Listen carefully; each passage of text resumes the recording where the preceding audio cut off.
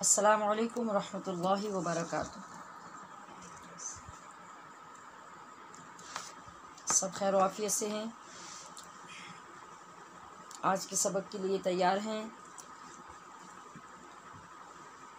तो आगाज़ करते हैं। अल्लाह की बारगाह में दुआ और अर्ज़ के साथ, या अल्लाह, मैंने तेरी रज़ा के लिए तेरे दीन को सीखने का क़सद किया है। मेरे लिए इसे आसान फरमाकर मुझे अमल की तौफ़ीक़ अता फरमा। हर रोज़ सबक बग़ौर सुनने, समझने और याद करने की भरपूर कोशिश में मेरी मदद फरमा। मैंने तेरे अहकाम पर अमल की गरज से दीन सीखना शुरू किया है। मेरे लिए ये आसान फरमा। ख़ुद को महबूब खुदा सल्लल्लाहु अलैहि व आलिहि वसल्लम की सुन्नतों का पाबंद बनाने का इरादा किया है। मुझे इस्तिक़ामत अता फरमा। अमल सालेह में अपने साथ एक सालेह जमाअत तैयार करने का तुझसे वादा है। मेरी मदद फरमा। आमीन या रब्बल आलमीन। बिजाहि सय्यिदिल मुरसलीन वस्सलातु वस्सलामु अला रसूलिहिल करीम। अऊज़ु बिल्लाहि मिनश शैतानिर रजीम।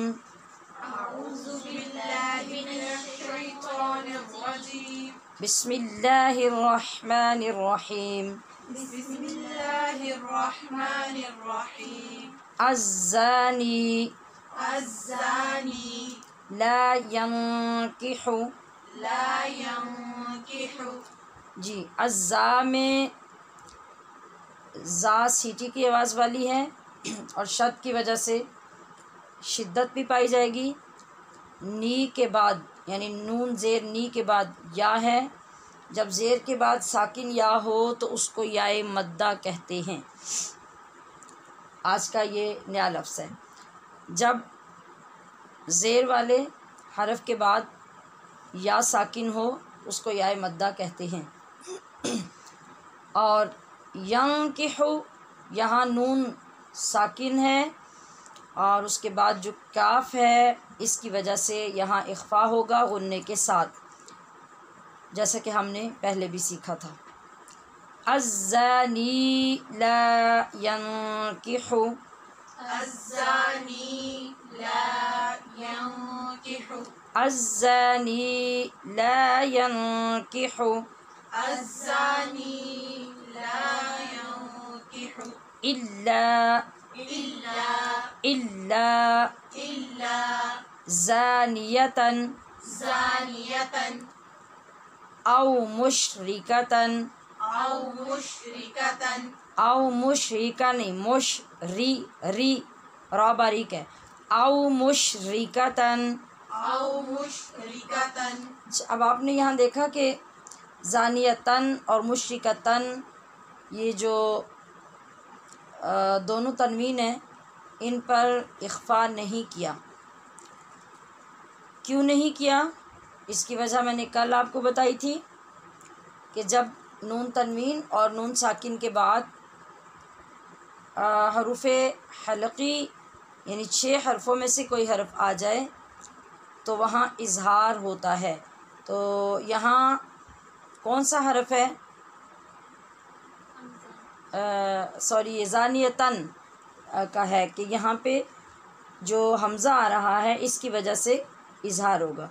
और मुशरिकतन, यहाँ पे ये अलिफ़ यहाँ गलती से लिखा गया, यहाँ वाव है। औ मुशरिका औ मुशरिकत।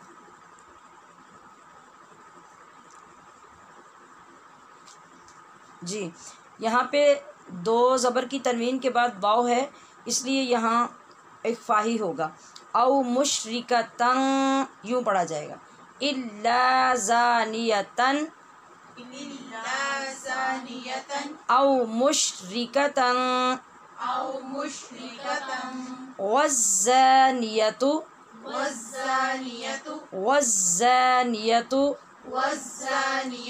ला यंकिहुहा ला यंकिहु हु ला यंकिहु हा ये दो हा अलग अलग आ रही है ना, दो जगह से अदा होने वाली। ये तफसीर सूरह नूर की मुझे दे दीजिए। हाँ जी पढ़िए। ला यंकिहु हा, ये हा और हा दोनों को आपने तहकीक से अलग अलग से अदा करना है। बोलिए। ला यंकिहुहा जी। ला यंकिहुहा ला यंकिहुहा इल्ला इल्ला ज़ानिन। ज़ानिन। यहाँ फिर आपने देखा कि हमने ज़ानिन पढ़ा, इसलिए कि दो ज़ेर की तनवीन के बाद हमज़ा हरूफ हलक़ी में से है। इल्ला ज़ानिन इल्ला ज़ानिन औ मुशरिक औ मुशरिक औ मुशरिक। औ मुशरिक। यहाँ वक्फ़ करेंगे और इसी तरह ऊपर भी जो हमने मुशरिका पढ़ा था, यहाँ अगर वक्फ़ कर लेंगे तो ये दोनों कलिमे अलग हो जाएंगे। अगर मिलाएंगे तो फिर यहाँ पे वाव पे हमें शद पढ़नी होगी। मुशरिकतां वज़्ज़ानियतु। यहाँ ये लिखने में कुछ साहब हुआ था, वो दुरुस्त कर दिया। वहुर्रिमा वहुर्रिमा ज़ालिका ज़ालिका वहुर्रिमा वहुर्रिमा ज़ालिका ज़ालिका अलल मुमिनीन अलल मुमिनीन अलल मुमिनीन अलल मुमिनीन वल्लज़ीना। वल्लज़ीना। ये लफ्ज़ वही पलट पलट के आ रहे हैं, जो लफ्ज़ बार बार पढ़ने के लिए आ रहे हैं उनमें अब गलतियाँ आपकी ख़त्म हो जानी चाहिए, और जो नए लफ्ज़ आएँ उनको जल्दी ठीक करने की कोशिश होनी चाहिए। तो अल्लज़ी वल्लज़ी अल्लज़ीना वल्लज़ीना ज़ालिका अला, ये सब वो लफ्ज़ हैं जो बार बार आ रहे हैं। वल्लज़ीना वल्लज़ीना यरमूनल मुहसनाति यरमूनल मुहसनाति। यार यहाँ रा पूरा है और मुह हा नरमी से और वस्ते हलक से अदा होने वाली है, और सा मुह सा ये पूरा हरफ है, और नाती इसके ऊपर खड़ी ज़बर होने की वजह से लंबा किया जाएगा। तो कैसे आवाज़ होगी? वल्लज़ीना यरमूनल मुहसनाति वल्लज़ीना यरमूनल मुहसनाति सुम्मा। सुम्मा। हमने एक कलिमा अलग से पढ़ा ताकि गुन्ना अच्छे तरीके से अदा हो जाए। सुम्मा सुम्मा लम यअतू। लम यअतू। या के बाद हमज़ा है, वहाँ झटके से आवाज़ सख्ती से बंद हो जाएगी, और ता के बाद पेश है, ता के ऊपर, और उसके बाद वाव है साकिन। तो जिस तरह हमने पहले पढ़ा है कि ज़ेर वाले हरफ के बाद साकिन या आ जाए तो वो या मद्दा कहलाती है, इस तरह पेश वाले हरफ के बाद वाव साकिन आ जाए तो ये वाव मद्दा कहलाती है। अब ये आपने दो वाव मद्दा सीख लिए। अब इसके बाद एक वाव मद्दा रह गया है, वो है अलिफ। तो अलिफ हमेशा ही मद्दा होता है, क्योंकि वो हमेशा हरफ के आखिर पे आता है और हमेशा ही ज़बर के बाद आता है, वो कभी ज़ेर पेश के बाद नहीं आता, जबकि वाव और या ये बदल के आ जाती हैं। इसलिए हम ये कहेंगे कि अलिफ हमेशा मद्दा होता है, और वाव कब मद्दा होती है? जब पेश वाले हरफ के बाद साकिन आए, और या कब मद्दा होती है? जब ज़ेर वाले हरफ के बाद साकिन आए। तो इनको मद्दा कहने का मतलब ये है कि इनको लंबा करके पढ़ते हैं, उन हरफों को जिनके ऊपर पेश या ज़ेर होती है।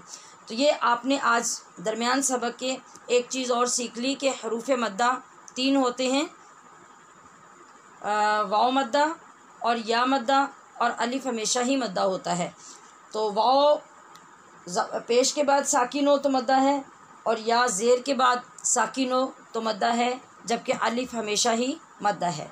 इनको आप नोट कर लीजिए ताकि आइंदा सबक में फिर इनकी पहचान रहे। सुम्मा लम यअतू ثم لم يأتوا बिअर्बअति بأربعة शुहदाअ شهداء फजलिदूहुम। فاجلدوهم अब इसको फजलिदू नहीं पढ़ना, ठीक है। यहाँ फिर वाव मद्दा है ना दाल के पेश के बाद, तो इसको लंबा करके ही पढ़ेंगे। फजलिदूहुम فاجلدوهم फजलिदूहुम فاجلدوهم समानीन ثمانين समानीन ثمانين जल्दतन جلدة वला तक़बलू। ولا تقبلوا काफ पे कलकला होगा और बा पे भी कलकला बा है, लेकिन वो तो बहुत कम होगा क्योंकि ज़बर वाली है। वला तक़बलू। ولا تقبلوا आपने पहचान लिया कि इसके आखिर पे कौन सी वाव है? जी अभी मैंने आपको बताई थी वाव मद्दा, क्योंकि पेश के बाद है।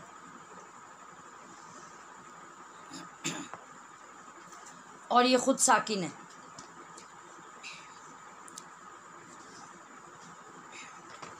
वला तक़बलू ولا تقبلوا लहुम لهم लहुम لهم शहादतन अबदा شهادة أبدا शहादतन अबदा। شهادة أبدا यहाँ पर भी आपने देखा हमने शहादतन नहीं पढ़ा, क्योंकि दो ज़बर की तनवीन के बाद हमज़ा हरूफ हलक़ी में से है, लिहाजा इज़हार हलक़ी होगा। शहादतन अबदा شهادة أبدا व उलाइका وأولئك हुमुल फासिकून هم الفاسقون इल्लल्लज़ीना إلا الذين ताबू। यहाँ देखा आपने कि अलिफ भी मद्दा और उसके बाद वाव भी मद्दा है, दोनों को लंबा करेंगे। ताबू ये नहीं पढ़ेंगे क्योंकि यहाँ वाव फिर ख़त्म हो जाएगी, तो ताबू बोलिए ताबू। इल्लल्लज़ीना ताबू मिन बादी। आपको याद आया कि यहाँ क्या कायदा है? हमने मिन बादी नहीं पढ़ा, मिन बादी नहीं पढ़ा, हम पढ़ रहे हैं मिन बादी। तो यहाँ नून साकिन के बाद कौन है? बा। और ये कौन से हरूफ पे से है? इसको हरफ़े इक़लाब कहते हैं या हरफ़े क़ल्ब कहते हैं। तो ये नून को मीम से बदल देता है। जी मिन बादी ज़ालिका व अस्लहू। यहाँ स्वादपुर है और हा की आवाज़ वो मद्दा की वजह से लंबी है। व अस्लहू फ़इन्नल्लाह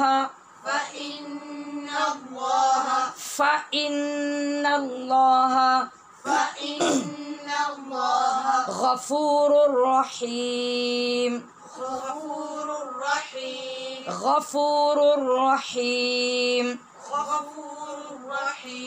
जी यहाँ हमने गफ़ूरुन नहीं पढ़ा, गुन्ना नहीं किया, क्योंकि जो मुशद्दद हरफ पे गुन्ना होता है वो सिर्फ मीम और नून होते हैं, लिहाजा यहाँ पे गुन्ना नहीं होता।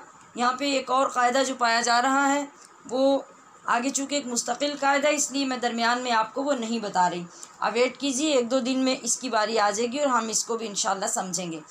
गफूरुर रहीम, गफूरुर रहीम, अज़्ज़ानी ला यंकिहु, अज़्ज़ानी ला यंकिहु, औ मुश्रिकतन, औ मुश्रिकतन, जी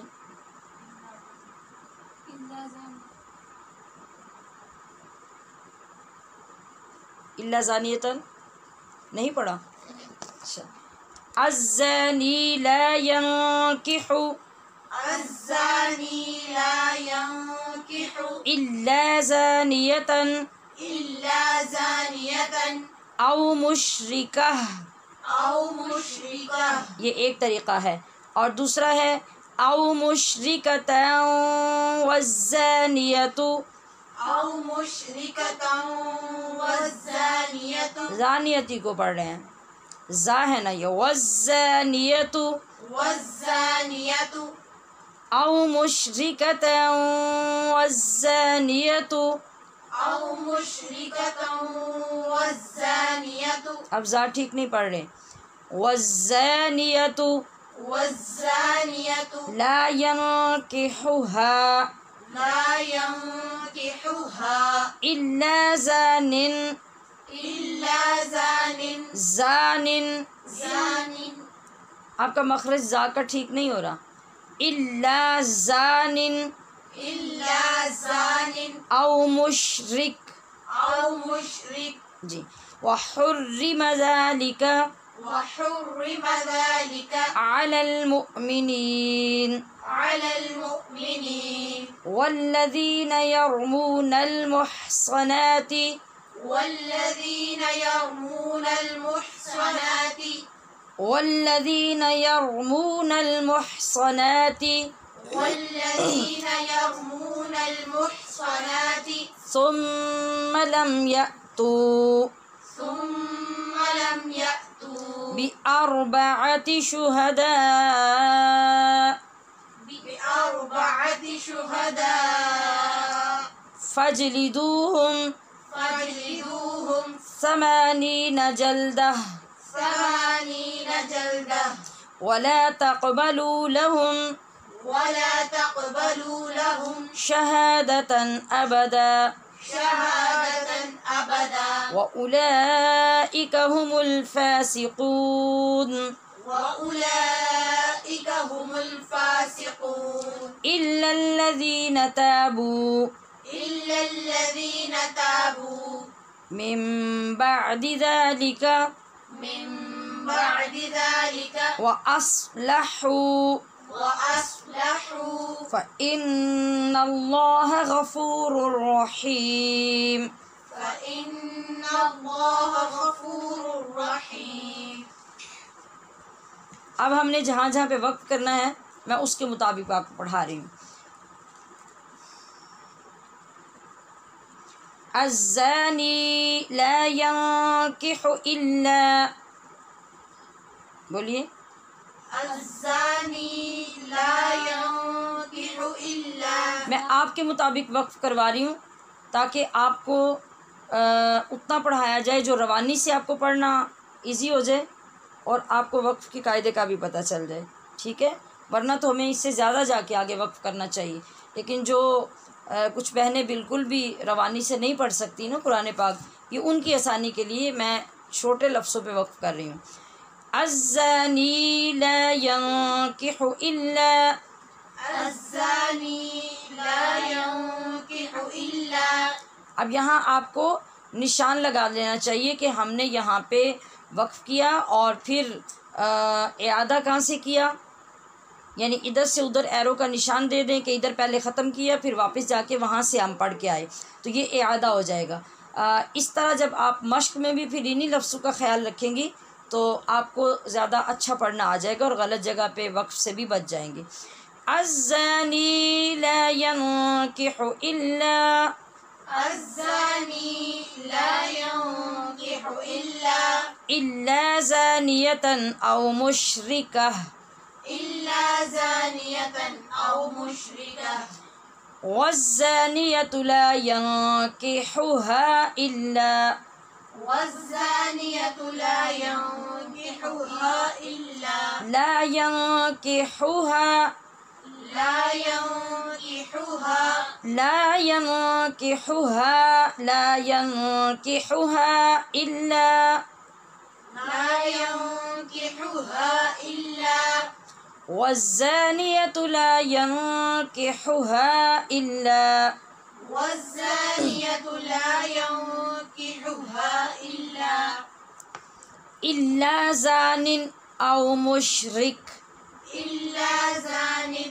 औ मुशरिक वहुर्रिम ज़ालिका अलल मुअ्मिनीन वहुर्रिम ज़ालिका अलल मुअ्मिनीन वहुर्रिम ज़ालिका अलल मुअ्मिनीन वहुर्रिम ज़ालिका अलल मुअ्मिनीन वल्लज़ीन यरमूनल मुहसनाति सुम्मा लम यअतू वल्लज़ीन यरमूनल मुहसनाति सुम्मा लम यअतू मुहसना और सुम्मा दोनों की आवाज़ एक सी आ रही है, ये गलत है। स्वाद में तो सीटी की आवाज़ पैदा होनी चाहिए और सा को नरमी से बग़ैर सीटी की आवाज़ के पढ़ना चाहिए। वल्लज़ीन यरमूनल मुहसनाति मुहसनाति सुम्मा लम यअतू वल्लज़ीन यरमूनल मुहसनाति सुम्मा लम यअतू बिअरबअति शुहदा सुम्मा लम यअतू बिअरबअति शुहदा बिअरबअति शुहदा बिअरबअति शुहदा फजलिदूहुम समानीन जल्दह फजलिदूहुम समानीन जल्दह वला तक़बलू लहुम शहादतन अबदा वला तक़बलू लहुम शहादतन अबदा वउलाइका हुमुल फासिकून वउलाइका हुमुल फासिकून इल्लल्लज़ीन ताबू मिन बअदि ज़ालिका व अस्लहू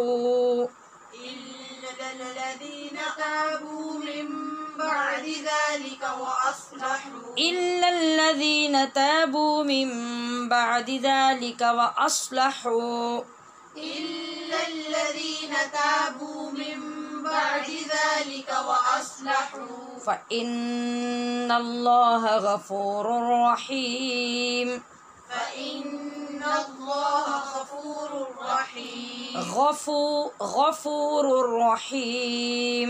غفور رحيم अब आप तवज्जो से समाअत कीजिए। अज़्ज़ानी ला यंकिहु इल्ला, अब मैं सिर्फ रवानी से पढ़ूँगी और जहाँ जहाँ मैंने वक्फ़ आपको करवाए हैं वहीं करूँगी, ताकि आप अभी एक दो दिन अगले जो हैं 2-3 दिन बल्कि वो थोड़ी जगह पे वक्फ़ करके इआदा करके पढ़ें ताकि रवानी आ जाए। रवानी मकसूद है, यानी अगर हम लंबा पढ़ें जैसा कि आयत में वक्फ़ आ रहा है और हम वहाँ तक ले जाएं तो फिर आपको बिल्कुल भी पढ़ना नहीं आएगा। अज़्ज़ानी ला यंकिहु इल्ला ज़ानियतन औ मुशरिकह वज़्ज़ानियतु ला यंकिहुहा इल्ला ज़ानिन औ मुशरिक वहुर्रिम ज़ालिका अलल मुअ्मिनीन वल्लज़ीन यरमूनल मुहसनाति ثم لم يأتوا بأربعة شهداء فاجلدوهم 80 جلدة ولا تقبلوا لهم شهادة أبدا وأولئك هم الفاسقون إلا الذين تابوا من بعد ذلك وأصلحوا فإن الله غفور रहीम।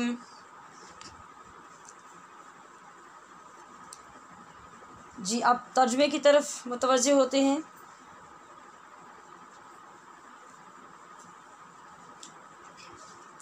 अज़्ज़ानी ज़िनाह करने वाला मर्द ला यंकिहु नहीं निकाह करेगा इल्ला मगर ज़ानियतन ज़ानिया औरत या बदकार औ या मुशरिकतन मुशरिका से वज़ानियतु और ज़ानिया या ज़िनाकार औरत या बदकार औरत ला नहीं यंकिहुहा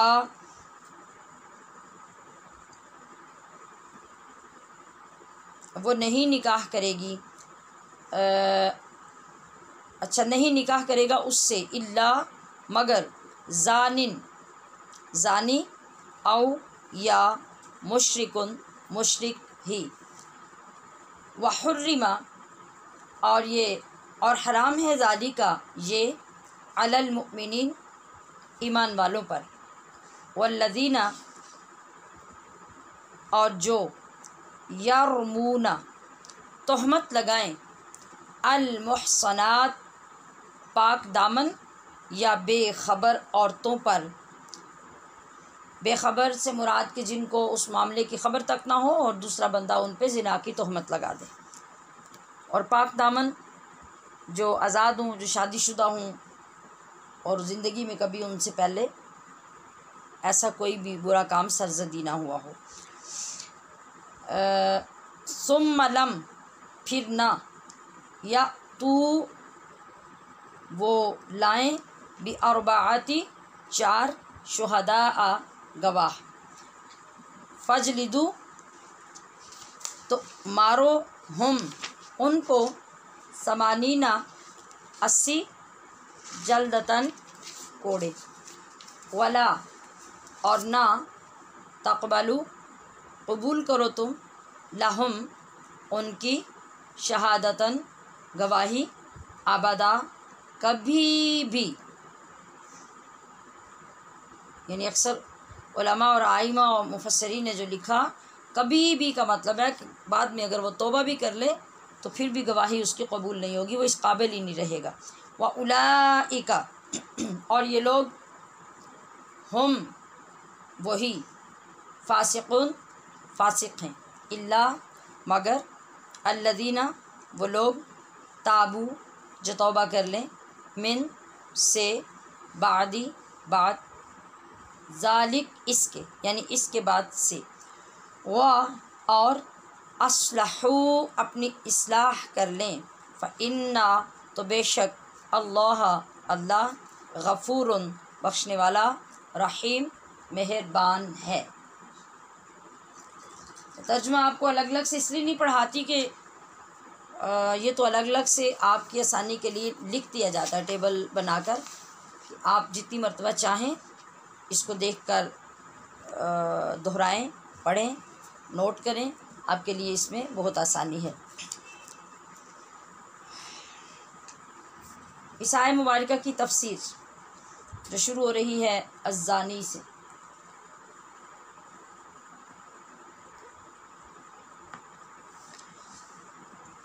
इस आया करीमा के 2 शान नुज़ूल हमारे सामने आए हैं।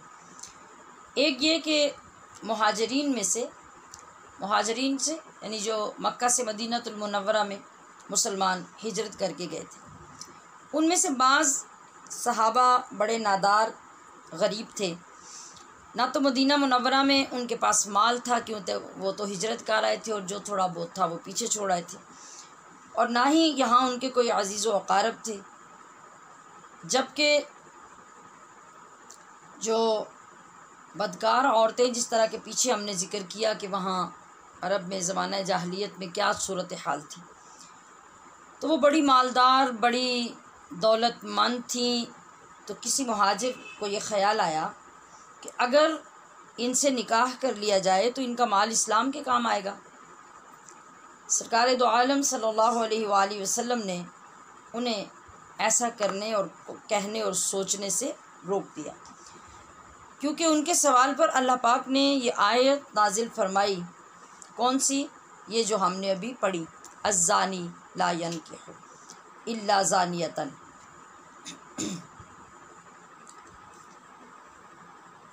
और ये हुक्म जो इस तरह मना करने का था ये इब्तिदाए इस्लाम में था। बाद में ये हुक्म इसी सूरह मुबारका की आयत व अंकिहुल अयामा मिनकुम, ये आगे हम अगले इस बात में पढ़ेंगे इंशाअल्लाह, उसकी वजह से फिर ये हुक्म मनसूख हो गया। बल्कि बाज़ मकामात पर ऐसी औरतों को बुराई से रोकने के लिए, तौबा का मौका देने के लिए, उनको इज़्ज़त देने के लिए और इस ज़िल्लत की ज़िंदगी से निकालने के लिए अगर कोई ऐसा मर्द जो मज़बूत हो, जो ये समझे कि मैं ये क़ुरबानी दे सकता हूँ और इसकी इस्लाह कर सकता हूँ, तो फिर ऐसे लोगों के लिए इजाज़त हो गई। तो शान नुज़ूल में जो दूसरी रवायत तफासिर में आई है वो ये है कि एक सहाबी थे नबी इस्लाम के, हज़रत मुरसद सा के साथ, मुश्रिकीन मक्का से ये मुसलमान कैदियों को जाके रातों की तारीकी में निकाल कर ले आते थे। यानी मुश्रिकीन मक्का ने जो जुल्म से मुसलमानों को कैदी बना रखा था ना, तो ये बड़े बहादुर थे और बड़ा रिस्क लेते ये, यानी मदीना मुनव्वरा से चलते और सफ़र कर कर के वो मक्का शरीफ पहुँचते और फिर रातों को छुप छुपा के जिस तरीक़े से होता वो अपने बेगुनाह कैदियों को निकाल कर किसी न किसी तरह से जब मौका मिलता एक दो को ले जाते। एक दिन ऐसा हुआ कि जब वो अपने इसी काम के लिए मक्का में आए और एक दीवार के साए में छुप कर बैठे हुए थे, चांदनी रात थी और रात में जो एक साया सा नज़र आता है, इस तरह बैठे हुए, बैठने का ये मतलब था कि कोई उन्हें देख ना ले। इत्तिफाकन उनाक नामी एक औरत जिससे हज़रत मुरसद के नाजायज़ ताल्लुक़ात ज़माना जाहिलियत में रह चुके थे, उसने इन्हें पहचान लिया। तस्दीक होते ही वो खुशी से उछल पड़ी, मरहबा कहा और कहा कि आज रात आप हमारे पास गुजारो। उन्होंने कहा कि अल्लाह ने अब ज़िना को हराम कर दिया है, लिहाजा मैं मुसलमान हो चुका हूँ और मैं तुम्हारे साथ रात बसर नहीं कर सकता।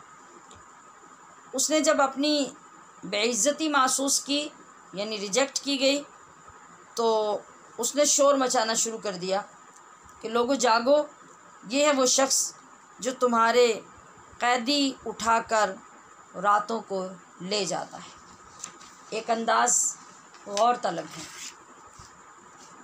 हमारी बास ख़वातीन की ये फ़ितरत में चीज़ शामिल है कि जिस वक्त उनकी अपनी कोई चाल कामयाब नहीं होती या अपना चलाया हुआ दाव कामयाब नहीं होता, वो चाहे ख़राबी का जाल फैला रही हूँ या कोई साजिश कर रही हूँ, वो ख़ानदान में हो या ख़ानदान से बाहर हो, घर में हो, घर के बाहर हो, तो अगर तो वो कामयाब हो जाए तो फिर तो वो किसी को कानो कान ख़बर भी नहीं होने देती, और जब उसमें उन्हें नाकामी हो जाए तो फिर यकदम उलट चाल चलती हैं, जिस तरह इस औरत ने चली। एक तो ये कि अरसा दराज से उनकी एक नाजायज़ दोस्ती रही ज़माना जाहिलियत में। अब उस पुरानी आदत के मुताबिक जब इन्हें देखा तो इन्हें गुनाह की दावत दी, और जब अब ईमान का वो गलबा इनके ऊपर आया और अल्लाह और उसके रसूल का खौफ आया और इन्होंने वाज़े करके तो इनकार कर दिया, अब उससे जो अपनी बेइज्जती बर्दाश्त नहीं हुई तो उसने क्या किया, वो फ़ौरन उलट हो गई। उसने यकदम वहाँ दूसरी चाल चली, और वो दूसरी चाल क्या थी कि अब वो अपनी बेइज्जती का जो बदला लेना चाहती थी, उसने अहले इलाका को ज़ोर ज़ोर से आवाज़ें दे के जगाना शुरू किया कि तुम्हारा आदमी जो जिस पे मतलब तुम तलाश कर रहे थे कि हमारे जो कैदी है वो कौन निकाल के ले जाता है, तो आज वो बंदा पकड़ा गया, उठो और इसे पकड़ लो। और जब उस औरत ने शोर मचाना शुरू किया तो लोग उठे, जागे और इनके हज़रत मुरसद के पीछे भागना शुरू हुए। ये भी आबादियों से निकलते छुपते छुपाते किसी पहाड़ के गार में जाके छुप गए। और आप देखिए जिस वक्त इंसान पाक दामनी के लिए, अपने आप को बचाने के लिए और अल्लाह के डर के लिए कदम उठाता है और उसकी पनाह मांगता है, तो अल्लाह करीम उसको पनाह कैसे अता करता है। अब बहुत सारे लोग आपके पीछे भागे और ये जब एक गार में जाके छुप गए और उस गार के मुंह तक लोग आपको ढूंढते हुए रात के वक़्त आपके पीछे आए, लेकिन अल्लाह पाक की मदद देखिए कि वो वहाँ आकर भी इनको देख नहीं सके। अल्लाह पाक ने उनकी आँखों के आगे से यानी ऐसा पर्दा डाल दिया कि वो इन्हें देख ही नहीं सके और वहाँ तक तलाश करके वापस चले गए। ये वो अल्लाह का वादा है कि आप कदम उठाएं, आप बुराई के महल से निकलने की कोशिश करें, आप बुराई के मौके से बचने की कोशिश करें, फिर आप देखें कि अल्लाह करीम आपको किस तरह पनाह अता करता है। तो बहर कैफ जब ये नबी करीम सल्लल्लाहु अलैहि वसल्लम की बारगाह में हाजिर हुए तो ये ख़ुद कहते हैं कि मैंने जाके अर्ज़ किया और पूछा कि या रसूलल्लाह अगर इजाज़त हो तो मैं औन्नाक से निकाह कर लूँ। हजूर खामोश रहे, आपने कोई जवाब इरशाद नहीं फरमाया। तो कुछ देर बाद ये आयत करीमा नाजिल हुई, अज़्ज़ानी ला यनकिहु इल्ला ज़ानियतिन, और अल्लाह तबारक व तआला ने इसमें मना फरमा दिया। इसका एक माना तो ये है कि फासिक और फाजिर शख्स किसी नेक और पारसा औरत से निकाह की रग़बत नहीं रखता, ऐसे ही फासिका फाजिरा औरत भी अपने ही जैसे मर्द से निकाह पसंद करती है। तो जो ख़बीस रूह होती है या ख़बीस जिस्म होता है उसका मैलान ख़बीसी की तरफ होता है, और जो नेक लोग होते हैं उनका मैलान भी नेकों की तरफ ही होता है।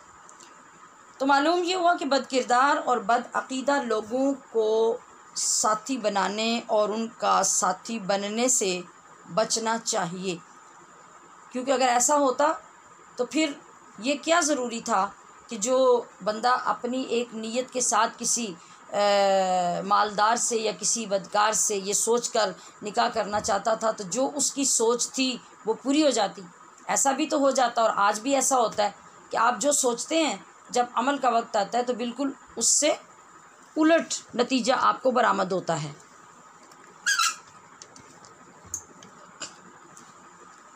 तो इसी के पेश नज़र चूँकि आगाज़ इस्लाम था, अभी बुरी आदतें छोड़े हुए और छोड़ते हुए वक्त ज़्यादा नहीं गुज़रा था, लिहाजा अल्लाह करीम ने इसकी इजाज़त नहीं दी।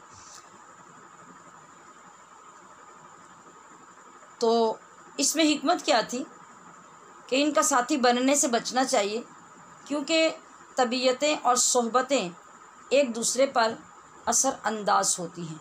ये चीज़ें स्टूडेंट्स को भी इसीलिए बहुत सख्ती से समझाई जाती हैं, और इस पे चेक रखने का यही मतलब होता है कि जब मुख्तलिफ़ लोग आपस में इकट्ठे होते हैं तो ये हमेशा से दुनिया में चीज़ जो देखी जाती है ये बड़ी मज़बूत चीज़ है कि अच्छाई उतनी तेज़ी से असर नहीं करती, बल्कि बाज़ औक़ात तो करती ही नहीं, लेकिन बुराई इतनी तेज़ी से असरअंदाज होती है कि आप अगर ख़ुद बहुत स्ट्रांग नहीं होते तो किसी को बदलने की कोशिश आपकी तो धरी की धरी रह जाती है, और जो बुराई पे चलने वाला बंदा होता है वो आपको अपने रंग में रंग लेता है, और आप किसी को अच्छा बनाने के चक्कर में ख़ुद बुरे हो जाते हैं।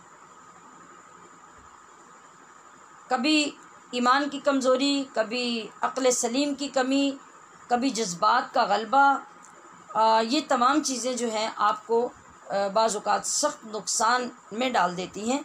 तो आप ना दुनिया के रहते हैं ना आखिरत के रहते हैं।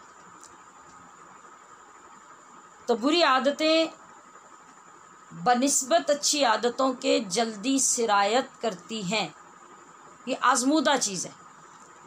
हज़रत अब्दुल्ला बिन मसऊद से रवायत है कि हमारे प्यारे आका सल्लल्लाहु अलैहि वसल्लम का फरमान है कि बनी इसराइल में जो ख़राबियाँ शुरू हुई ना पैदल पे, और फिर कोई क़ुर्ब नहीं होता, तो इस वजह से बदरजा उला यहाँ मना किया गया कि ऐसे किस्म की मर्दों और औरतों के साथ शादी मत करो, ऐसा ना हो कि तुम उनको संवारने के चक्कर में अपनी दुनिया और आखिरत बर्बाद कर बैठो।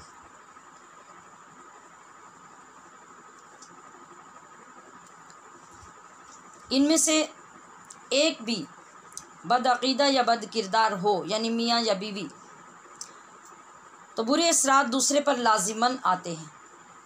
खुदा न खास्ता मोहब्बत में इंसान ईमान से ही हाथ धो बैठता है। लिहाजा आज जो रंग हमें नज़र आता है ना, ये भी बड़ा ख़तरनाक है। आज हमें रिश्ते तलाश करते हुए इन बातों का बहुत ख्याल रखने की ज़रूरत है। आज हम ये देखते हैं कि कम से कम ज़ात वाला बंदा इस बात पे अड़ा हुआ है, बेटी की आधी उम्र ज़ाया हो गई है और वो इस बात पे अड़ा हुआ है कि अपनी बरादरी का रिश्ता आएगा तो हम करेंगे। और यही हाल अमीर बंदे का भी है। अमीर से अमीर जो है वो भी इसलिए बैठा हुआ है कि अपनी बरादरी का, अपनी कास्ट का रिश्ता होगा तो हम करेंगे। और गरीब से गरीब भी, बेशक उसको कोई पूछता ही ना हो, कोई मुआशरे में उसकी इज़्ज़त ही ना हो, कोई वैल्यू ही ना हो, फिर भी वो इस बात पे अड़ा हुआ है कि जब हमारी बरादरी का रिश्ता आएगा तो हम करेंगे।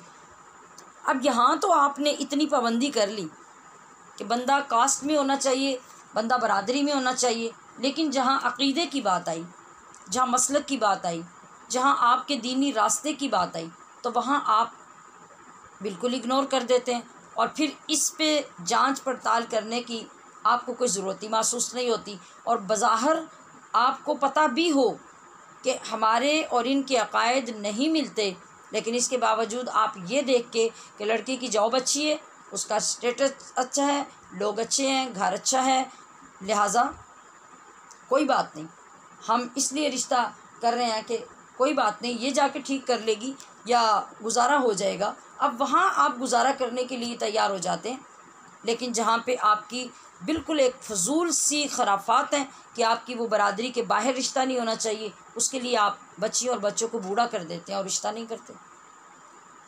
तो ये बातें हमें इन मसाइल से सीखने को मिलती हैं कि हम इनकी तरफ तवज्जो दें। तो बुरे माहौल में या बदमज़हब ख़ानदानों से कभी रिश्ते नहीं जोड़ने चाहिए। आगे अगली आयत है वल्लज़ीन यरमून अलमुहसनात।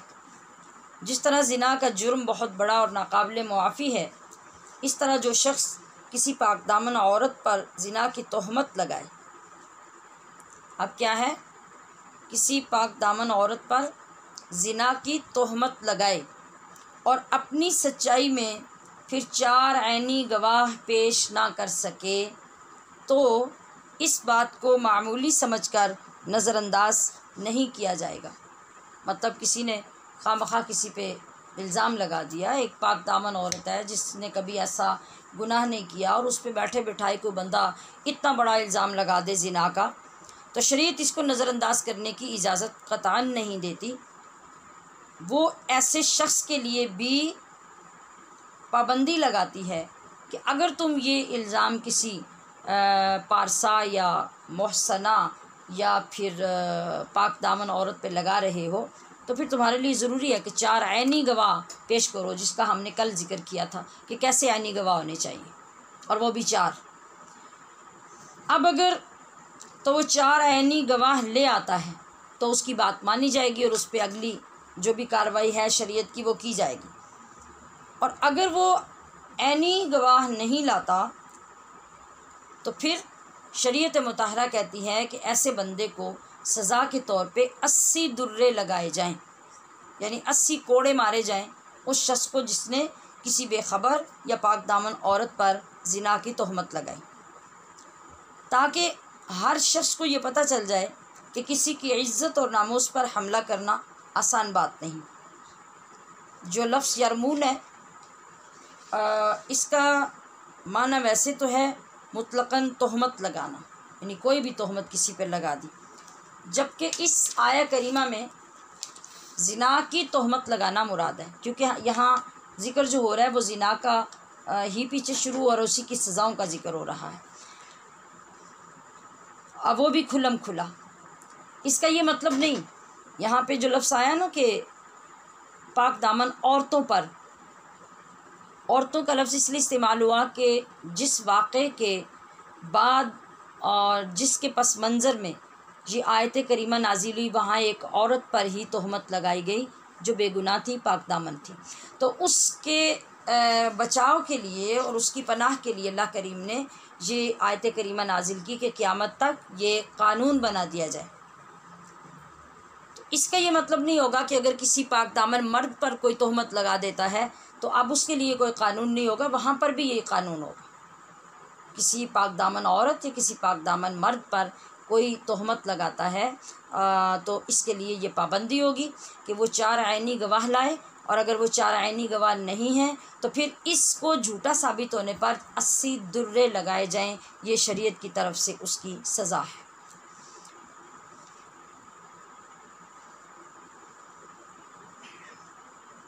जी, अब रही बात कि ये 80 कोड़े कब लगाए जाएंगे। एक तो मैंने कल बताया था कि ये सारी जो शरई हदूद हैं ये कायम होती हैं इस्लामी हुकूमत में, और इस्लामी हुकूमत अगर नाफिज हो भी तो ये 80 कोड़े उस वक्त लगाए जाएंगे जब वो औरत या वो मर्द जिस पर इल्ज़ाम लगा था वो तकाज़ा करें कि हम इस पे दावा करते हैं अपनी इज़्ज़त का कि इसने हमारी इज़्ज़त को उछाला है और हमारी इज़्ज़त को ख़राब किया है, तो इस दावे के जवाब में इन इल्ज़ाम लगाने वालों पर मर्द हो या औरत हो उसको 80 कोड़े लगाए जाएं। तो फिर जो हाकिम होगा या काजी होगा वो पाबंद लगाएगा, वो पाबंद होगा इस बात पे कि वो कोड़े लगाए।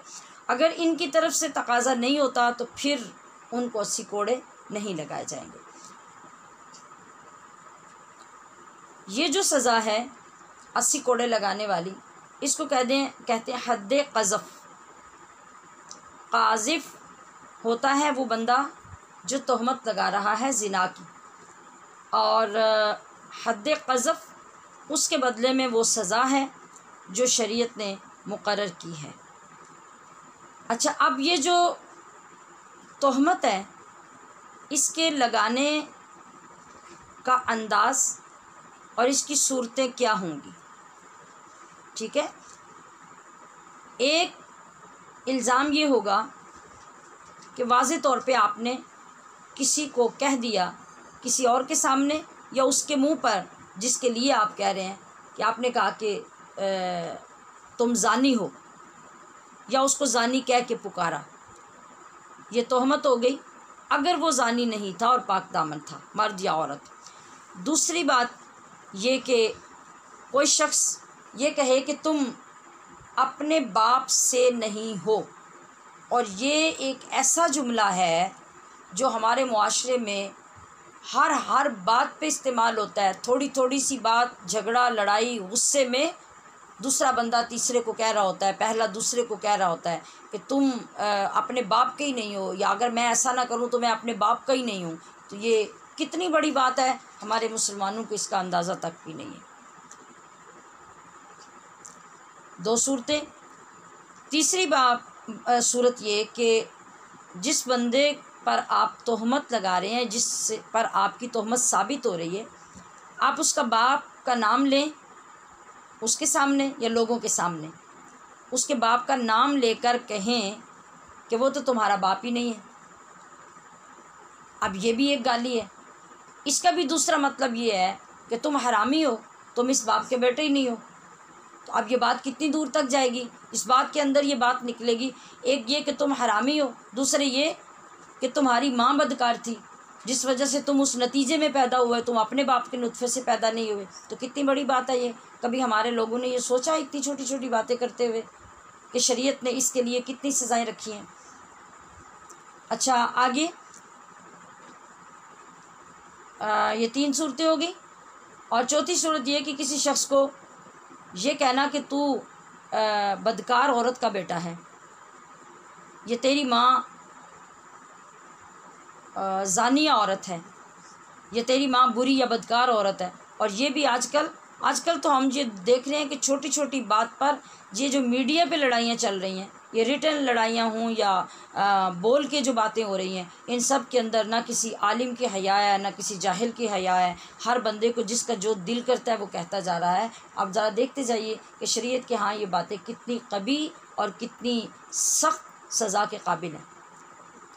तो ये चीज़ें गाली तब बनेंगी और तोहमत तब बनेंगी जब उसकी माँ भी, उसका बाप भी, ये सब पाक दामन हैं। कभी ज़िंदगी में उनसे ना ज़िना सरज़द हुआ, ना ऐसा गुनाह हुआ, तो फिर ऐसा कहने वाले को शरीयत हद लगाने का हुक्म देती है, जिसका नाम हद क़ज़फ़ है। और क़ाज़िफ़ कौन होता है? क़ाज़िफ़ होता है वो जो तहमत लगाता है। अब गैर मुहसनात और गैर मुहसनीन ये कौन लोग हैं? यहाँ पर मुहसनीन की बात हुई है ना, कि वो लोग जो मुहसनात हैं, पाक दामन हैं, आज़ाद हैं, मुसलमान हैं और उनसे कभी ज़िंदगी में ज़िना नहीं हुआ, ये तो होंगे मुहसनात और मुहसनीन, ये स्वाद के साथ होता है। और गैर मुहसनात और गैर मुहसनीन कौन है? ग़ुलाम, लौंडी, काफिर, या ज़िंदगी में कभी किसी से किसी भी बंदे के, औरत या मर्द जो भी हों, उनका ज़िना किसी के साथ साबित हुआ हो।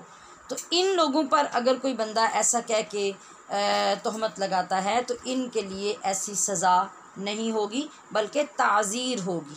ये ताज़ीर क्या चीज़ होती है? ताज़ीर की हद तो होती है 3 कोड़ों से लेके 39 कोड़ों तक, कहीं भी जाके काजी मुकर्रर कर दे।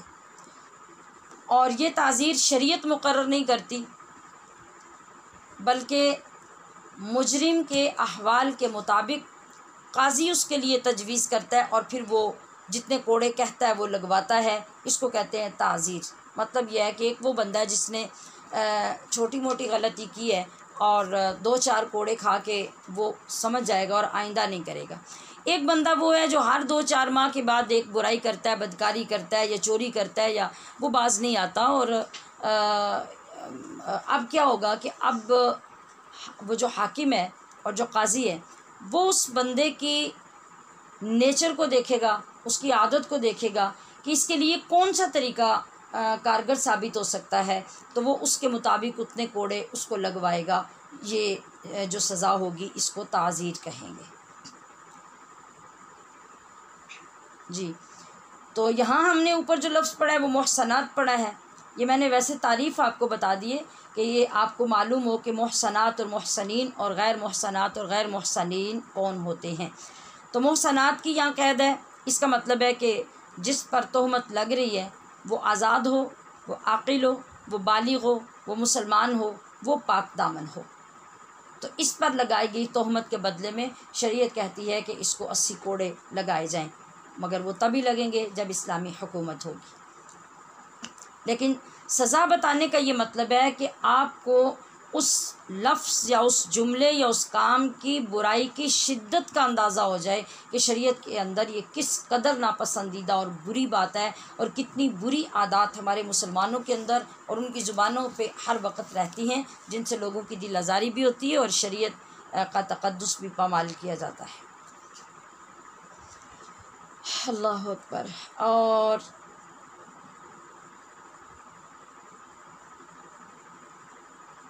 जी, अब इस आयत करीमा में तहमत लगाने वाले के लिए 3 सज़ाएँ शरीयत ने मुकर्रर की हैं। एक तो ये कि उसको 80 कोड़े मारे जाएं। दूसरा ये कि जो माली हुकूक होते हैं, माली हुकूक और मादली मामलात में ऐसे शख्स की गवाही आइंदा कबूल ना की जाए, यानी अदालतों में, पंचायतों में, लोगों के अंदर फ़ैसलों में उसको बिठाया ना जाए और उसकी गवाही कबूल ना हो। तीसरी सज़ा उसकी ये है कि उन्हें ऐसे बंदों को फासिक करार दिया जाए और उन पे यही लेबल रखा जाए, इल्लल्लज़ीन ताबू, मगर वो लोग कि जो तौबा कर लें। तो क्या होगा, सज़ा मिलने के बाद अगर वो तौबा कर लेता है तो अल्लाह ताला उसे आखिरत का अज़ाब मुआफ़ कर देगा। लेकिन गवाही कबूल किए जाने में अहनाफ का और दीगर बहुत से असलाफ़ का ये मसलक है कि उसके बावजूद कि वह तौबा कर ले उसकी गवाही कबूल नहीं की जाएगी। वल्लाहु व रसूलुहु आलम बिस्सवाब।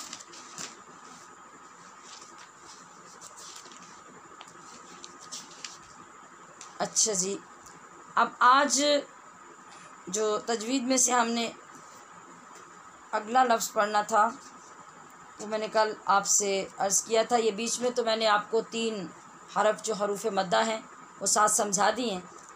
अब इसके साथ तजवीद में से एक और चीज़ शामिल कर लीजिए, वो है हरूफ क़लक़ला। और अब ये हम बहुत ज़्यादा इनको समझ चुके हैं, अब सिर्फ़ इनका मजमूआ रह गया है। बार बार हम जब इनको पढ़ते हैं, क़लक़ले पे ज़ोर देते हैं, तो इस तरह से हमने काफ़ी हद तक सीख लिया।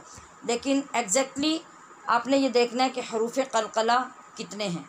तो ये 5 हरूफ हैं, क़ाफ़, ता, बा, जीम, दाल। तो मुख्तलिफ़ उलूम में जब कोई इस तरह पहचान के लिए लफ्ज़ इकट्ठे होते हैं और वो ज़्यादा होते हैं ना, तो अहले इल्म उनको जोड़कर तरतीब दे के कोई लफ्ज़ या जुमला बना देते हैं। मतलब आपके पास अगर 8-10 हरूफ हैं, आपने उनको गिन गिन के याद रखना है, तो आपको वो याद करना मुश्किल होगा। लेकिन जब आप उनको एक जुमले में इकट्ठा कर देंगे और वो एक बामाना लफ्ज़ बन जाएगा या एक तरतीब से बन जाएगा, तो उसको याद रखना आपके लिए आसान हो जाएगा। तो तजवीद में हमारे जितने भी ये हरूफ हैं जो फ़लाँ फ़लाँ सिफ़ात उनमें पाई जाती हैं या फिर फ़लाँ फ़लाँ मखारिज वाले हरूफ हैं या उनका नाम क्या बनता है, उनको इसी तरह जोड़कर मजमुआ बना दिया जाता है। तो यहाँ हरूफ क़लक़ला का जो मजमुआ बनाया है वो है क़ुतबु जद्दिन, क़ुतबु जद्दिन, क़ाफ़, ता, बा, जीम, दाल। ठीक हो गया। तो क़लक़ला जो होता है, क़लक़ला का माना होता है आवाज़ का टकरा कर वापस आना। तो ये जब हम कहते हैं ना क़ाफ़, आक़, आक़, आप देखें कि अपने मखरज में आवाज़ टकरा के वापस आ रही है, इसी को क़लक़ला कहते हैं। तो क़लक़ला हरफ के साकिन होने की सूरत में ज़्यादा होता है, ये मैं पहले बार बार बता चुकी हूँ। जैसे आक़, इक़, उक़। और हरफ के मखरज के पहचानने का तरीक़ा भी यही है कि आप उसके शुरू में हमज़ा मुतहर्रक लगाएं और हरफ को साकिन करें, तो इस तरह आपको जल्दी मालूम हो जाता है। हमारे सबक का दूसरा हिस्सा हस्बे मामूल है हदीस पाक और दुआ। आज की हदीस पाक है ला हिजरता बादा सलास। बोलिए, ला हिजरता बादा सलास। फिर बोल लीजिए, ला हिजरता बादा सलास। ये मुस्लिम शरीफ से हदीस पाक ली गई है, जिसका माना है, ला का माना होता है नहीं, हिजरता, हिजरत का मतलब होता है छोड़ना, किसी को तर्क कर देना या तर्क ताल्लुक़ कर लेना। बादा, बाद, सलास, 3 दिन के। बामुहावरा तर्जुमा है कि 3 दिन के बाद तर्क ताल्लुक़ जायज़ नहीं है। ला हिजरत बाद सलास बहुत आसान लफ्ज़ हैं, आप बहुत आसानी से इनको याद कर लेंगे। सलास का मतलब 3 होता है, बाद का मतलब बाद होता है, ला का मतलब नहीं होता है। ये अलग अलग देखिए और इनको आप जोड़ते जाएं। हिजरत का लफ्ज़ हम बेशुमार इस्तेमाल करते हैं, उर्दू में इस्तेमाल करते हैं, फ़ारसी में, अरबी में। तो हिजरत का मतलब होता है छोड़ देना, तर्क कर देना। अब हम देखते हैं कि इस हदीस का माना क्या है, मज़मून क्या है, ये अपने असल पर क्या है और इससे मुराद क्या है।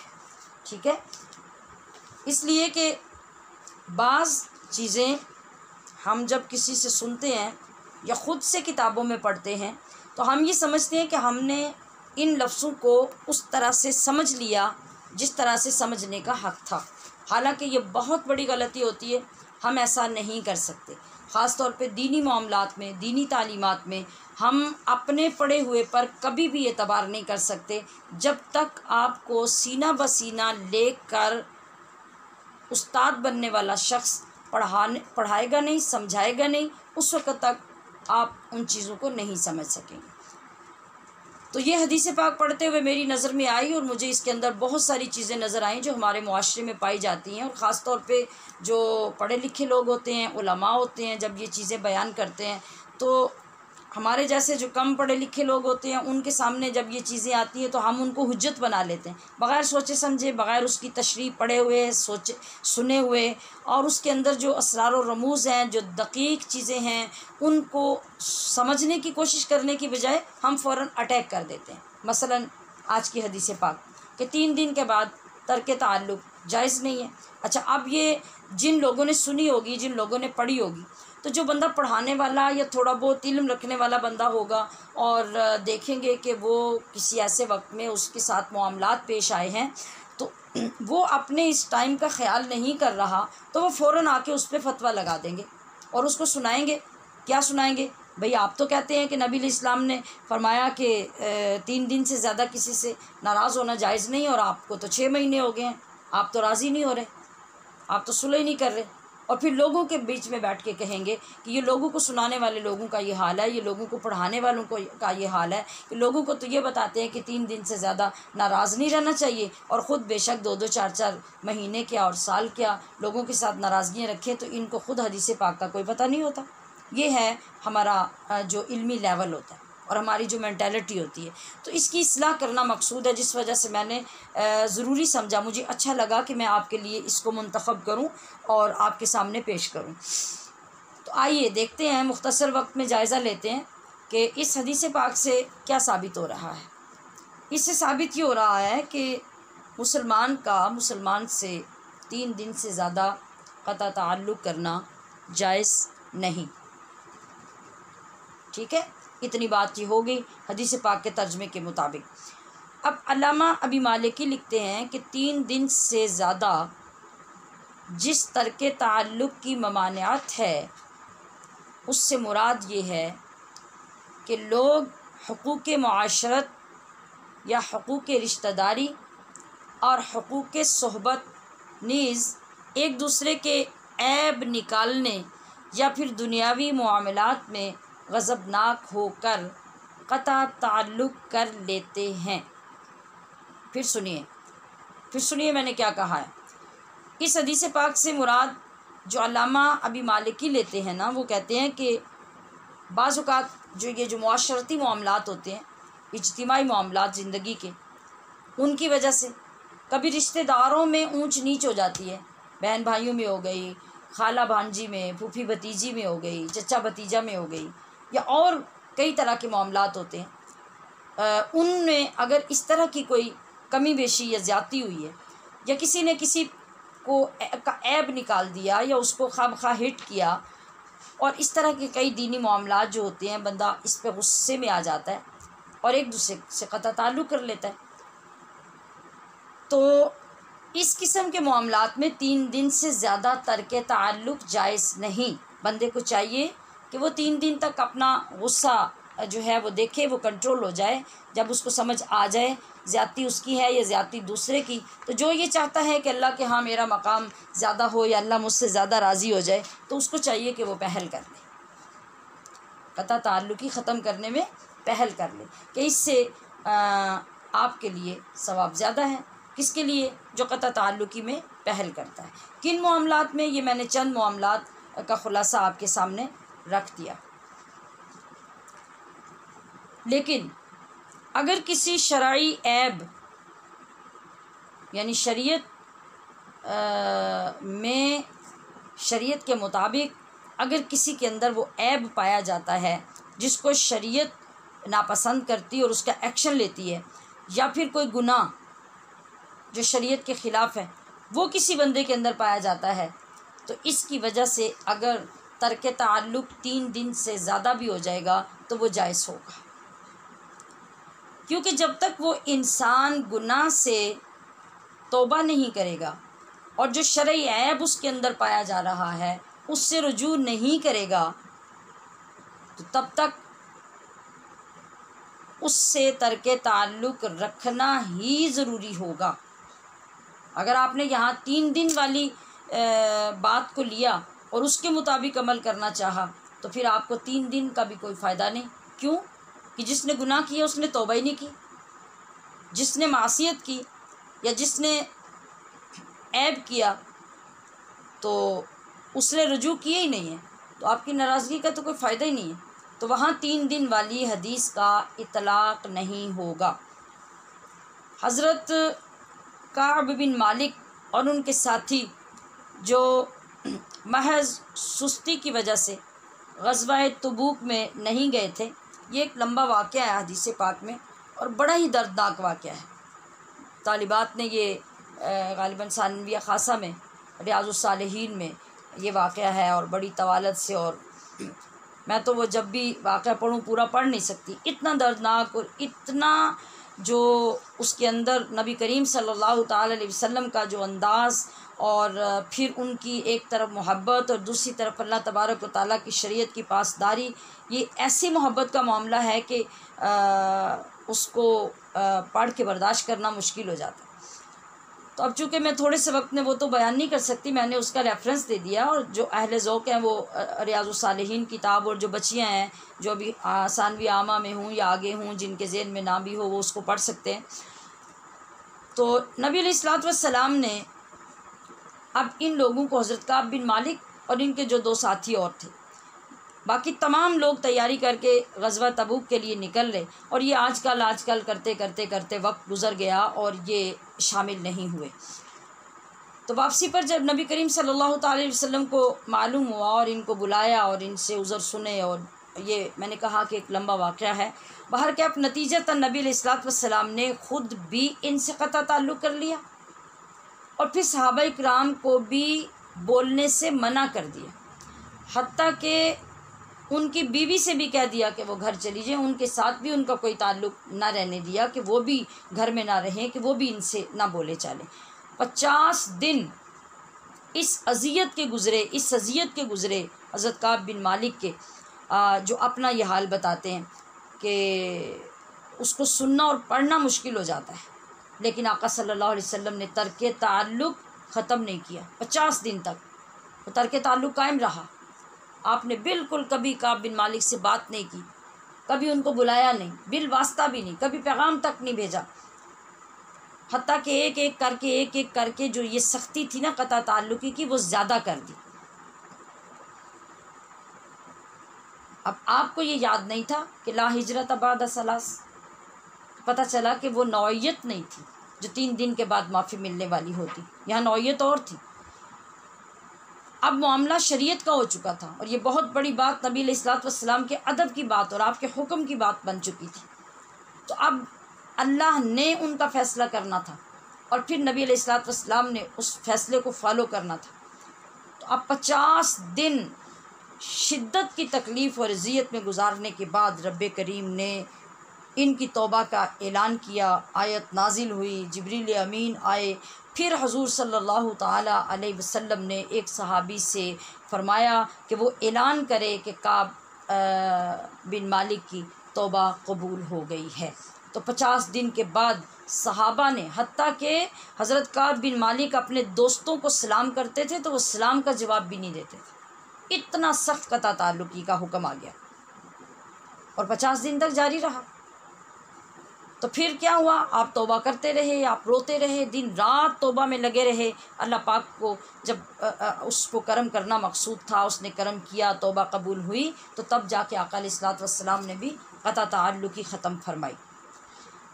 तो इस तरह अज़वाज मुतहरात से भी नबी अलैहिस्सलातु वस्सलाम ने 1 माह तक तर्के ताल्लुक़ रखा, यानी आपसे ताल्लुक़ क़ता कर दिया।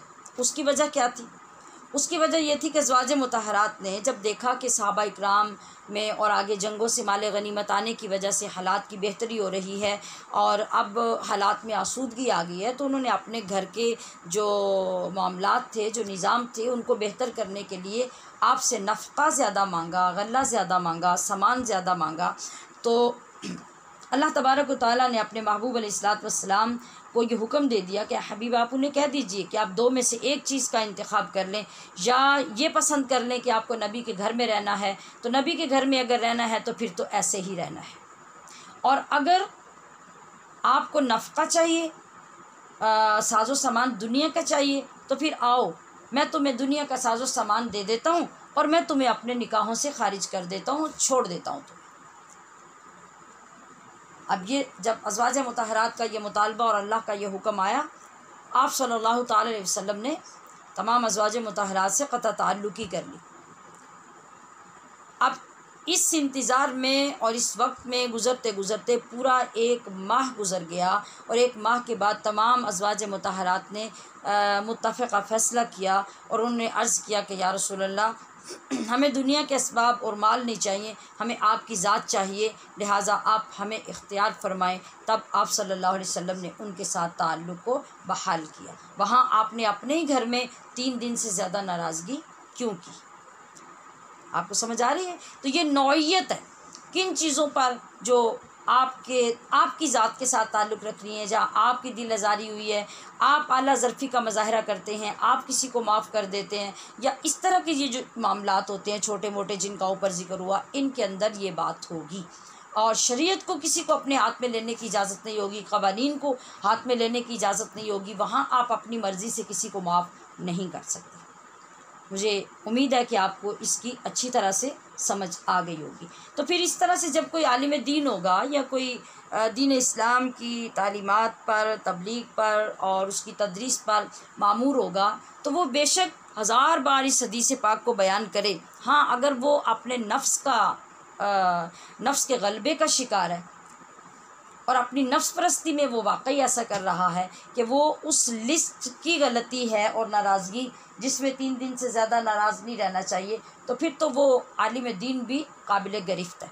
लेकिन अगर वहाँ शरीयत का कोई मामला है और वो शरीयत की वजह से एक्शन कर रहा है और लोगों को या रिश्तेदारों को या अपनी औलाद को या अजीज़ व क़ारब को वो ये दावत दे रहा है और वो लोग इस वजह से या उसके साथ खार कर रहे हैं या दुश्मनी कर रहे हैं या ज़्यादती कर रहे हैं जिससे दीन को नुकसान हो रहा है, तो वो कतई पर पाबंद नहीं होगा कि 3 दिन के बाद उनसे सुलह कर ले।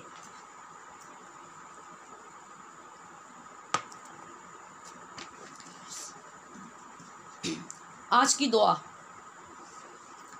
ये दुआ है मजलिस के इख्तिताम पर मजलिस के कफ़ारे की दुआ है।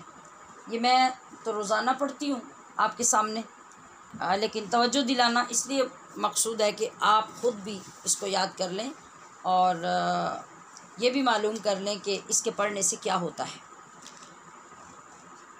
हुज़ूर नबी अकरम सल्लल्लाहु तआला अलैहि वसल्लम का इरशाद गिरामी है कि तुम्हारी वो मजलिस, तुम्हारा वो बैठना, सिटिंग करना, वो मरदूद है उस वक़्त तक कि जब तुम अपने नबी पर किसी भी वक्त उस सारी मजलिस में दरूद ना पढ़ो, तो वो सारी तुम्हारी मजलिस मरदूद हो जाएगी, खा तुम्हारे दुनियावी मामलात हो या दीनी हो। और दूसरी बात ये कि जब आप दर्स व तदरीस कर रहे हैं, वाज़ व नसीहत कर रहे हैं या अपने घर की कोई बातचीत कर रहे हैं, तो कभी किसी बंदे की दिल आज़ारी हो जाती है, कभी अल्फाज अच्छे इस्तेमाल नहीं होते, कहीं मिस्टेक हो जाती है, कहीं वो चीज़ कमा हक़्क़हू आप बयान नहीं कर सकते जो अल्लाह पाक और उसके रसूल की मंशा है। तो इन सारी चीज़ों के कफ़ारे के लिए जब आप मजलिस से उठने लगें तो ये दुआ पढ़ लिया करें। अब ये दीनी मजलिस ही की बात नहीं है, बल्कि मिसाल के तौर पे आप लोग अगर दस्तरख़ान पे घर के अफराद बैठे हैं और फिर कुछ बातें होने लग गई, थोड़ा वक्त लग गया, बैठे रहे, या घर में किसी वक्त में आपका मामूल है रोज़ाना बैठने का और आप एक दूसरे की बातें सुनते सुनाते मामलात को हैंडल करते हैं, किसी भी तरह की आपकी जो सीटिंग है उसके इख्तिताम पर आप ये चाहें कि अगर कोई भी छोटी मोटी या बड़ी गलती हमसे जो सरजद हुई है तो अल्लाह पाक उसको माफ़ कर दे, तो फिर उसका बेहतरीन तरीक़ा ये होगा आप वहाँ से उठने से पहले पढ़ें सुब्हानकल्लाहुम्मा व बिहम्दिक। ये तो वही कलिमात है ना जो आप सना में पढ़ते हैं, सुब्हानकल्लाहुम्मा व बिहम्दिक। इसके बाद आपने कलिमा शहादत में से 2 लफ्ज़ ले लेने हैं, ठीक है।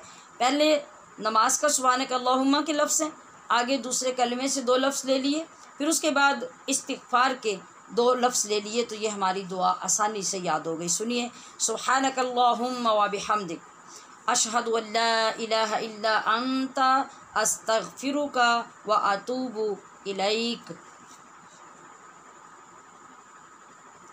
ये दुआ जब हम पढ़ते हैं तो अल्लाह करीम उस मजलिस के दौरान हमारे मुंह से निकली हुई कोई बात, कोई ख़राब सोच जो होती है, उसका कफ़ारा इस दुआ को बना देता है। सुब्हानकल्लाहुम्मा व बिहम्दिका अशहदु अल्ला इलाहा इल्ला अंता अस्तग़फ़िरुका व अतूबु इलैक।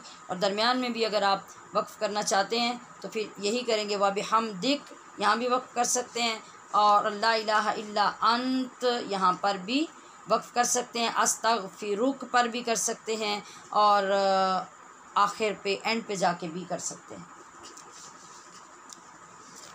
हमारा तीसरा हिस्सा सबक का जो फ़िक़्ह के मुताल्लिक़ है, आज हमारे सबक में शामिल हैं नमाज के दौरान जो चीज़ें या जो काम वाजिब हैं। कल हमने क्या मुकम्मल किया था? नमाज के फ़राइज़। नमाज के फ़राइज़ का मतलब जो काम नमाज के अंदर करना फ़र्ज़ है। उससे पहले हमने क्या पढ़ा था? नमाज की शराइत या नमाज के ख़ारजी फ़राइज़। आपको याद है 6 चीज़ें नमाज से पहले शर्त थी, 7 काम नमाज के अंदर फ़र्ज़ थे। ये वो काम थे जिनके बग़ैर या जिनमें गलती करने से नमाज होती ही नहीं, और इनकी तफसील आपने अल्लाह के फ़ज़ल से पढ़ ली। अब हम उससे निचले दर्जे पे आ रहे हैं। फ़र्ज़ के बाद किसका दर्जा होता है? याद करके मुझे बताइए ज़रा सोच के। वाजिब। माशा अल्लाह। फ़र्ज़ के बाद वाजिब। तो वाजिब का हुक्म क्या पढ़ा था हमने? वाजिब का हुक्म ये था कि इसके ना करने से इबादत के अंदर नक़्स पैदा हो जाता है। इस लफ्ज़ को भी दुरुस्त कर लीजिए, इत्तिफ़ाक़न ये बोला गया। इसको बहुत से लोग नुक्स पढ़ते हैं। ये नुक्स लफ्ज़ नहीं होता, नक़्स है। नक़्स पढ़ेंगे यानी जो नमाज के अंदर नक़्स पैदा कर देते हैं। नक़्स का मतलब होता है कमी पैदा कर देते हैं, उसको नाक़िस कर देते हैं। ठीक है, तो अगर ये काम जो नमाज को नाक़िस करते हैं, ये जब होंगे तो अब हमारा क्या हुक्म होगा? नमाज का क्या हुक्म होगा? हम इनको पढ़ के वो हुक्म पढ़ेंगे। तो नमाज के वाजिबात का मतलब जिनका करना नमाज दुरुस्त होने के लिए ज़रूरी है। ज़रूरी का ये मतलब होता है ना कि इनको लाजिमन करना है। अगर कोई वाजिब भूल कर छूट जाए, मैंने क्या लफ्ज़ बोला? भूल कर। इसको नोट करना है, भूल कर, जानबूझ के नहीं, भूल कर। अगर कोई वाजिब छूट गया तो नमाज के आखिर पे सजदा साहव करेंगे और उसके बाद फिर नमाज हमारी दुरुस्त हो जाएगी।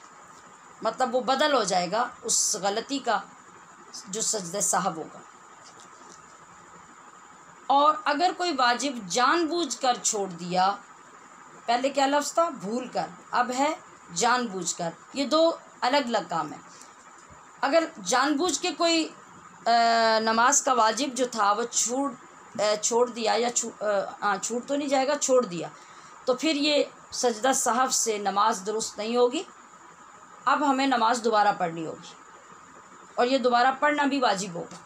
ऐसा नहीं कि आपको इख्तियार दिया गया है कि पढ़ लें तो अच्छा, ना पढ़ें तो नहीं अच्छा। ये काम कौन से हैं जिनसे हमारी नमाज में नक़्स पैदा होता है? एक तो है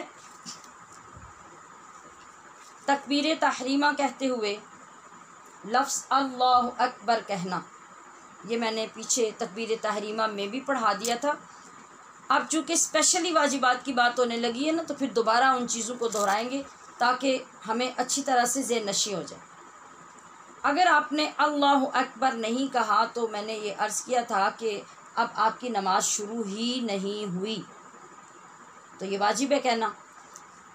अच्छा, दूसरा ये है कि सूरह फातिहा में से अगर एक लफ्ज़ भी छूट गया तो वाजिब छूट जाएगा, क्योंकि इसको पढ़ना वाजिब है। इसी तरह से अगर आप फ़र्ज़ नमाज पढ़ रहे हैं और वो 4 या 3 रकत वाली नमाज है, तो उसकी पहली 2 रकतों में अल्हम्द के साथ सूरत मिलाना वाजिब होगा, और नफिल, सुन्नत और वितर की हर रकत में अल्हम्द शरीफ के साथ सूरत मिलाना वाजिब होगा। और तरतीब में सूरह फातिहा का दूसरी सूरत से पहले होना वाजिब होगा। क्या मतलब हो रहा है, ये जो हम चीज़ें पढ़ रहे हैं इनके आगे पीछे हो जाने से या गलती से छूट जाने से तो सजदा साहब होगा, और जानबूझ के छोड़ा तो नमाज दोबारा पढ़नी पड़ेगी। अब ऐसा नहीं है कि हमसे जो मर्ज़ी गलती हो जाए तो हम ये कहें कि चले हम आखिर पे सजदा साहब कर लेते हैं तो नमाज हो जाएगी, ऐसा नहीं होगा। अब आपको ये सारे पॉइंट्स दिए जा रहे हैं कि इन कामों में से कोई काम अगर हुआ तो ये वाजिब छूटेगा और इसके बदले में आपको सजदा साहब करना होगा। अगर इत्तिफाकन या गलती से कोई काम रह गया और अगर आपने सुस्ती से जानबूझ के उसको छोड़ दिया या आगे पीछे लापरवाही से कर दिया या परवाह ना की कि भाई आगे ये हो गया तो आप पीछे ये होने लगा तो क्या होगा, तो इन सूरतों में फिर आपको नमाज दोहरानी होगी। क़िराअत जब हमने की तो उसके फ़ौरन बाद रुकू में चले जाना वाजिब है। मतलब आपने जैसे सूरह कौसर पढ़ी या सूरह इखलास पढ़ी तो पढ़ने के बाद आप रुक गए, कोई चीज़ सोचने लग गए या देर लग गई या कोई याद करने लगे कि मैंने गलत पढ़ा है कि सही पढ़ा है, तो ये वाजिब छूट जाएगा। जैसे ही आपकी सूरत मुकम्मल हो फ़ौरन आपको रुकू में जाना है। और कौमा यानी रुकू से सीधा खड़ा होना, ये मैंने कल भी बताया था कि एक बार सुबहान अल्लाह कहने के बराबर बिल्कुल सीधा खड़ा होना लाजिम है, अगर नहीं किया तो वाजिब छूट गया। और इसी तरह एक रकत में दो नहीं बल्कि एक ही रुकू वाजिब है,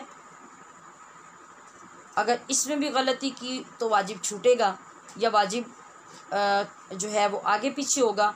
तो इन सूरतों में क्या होगा, सजदाए साहब। और एक बात जो बहुत ज़रूरी है वो है तादील अरकान। तादील का मतलब क्या होता है कि ठहर ठहर कर सुकून से, इत्मीनान से, आराम से करना। तो तादील अरकान का मतलब है नमाज का हर रुकन, जैसे रुकू, सजदा, कौमा, जलसा।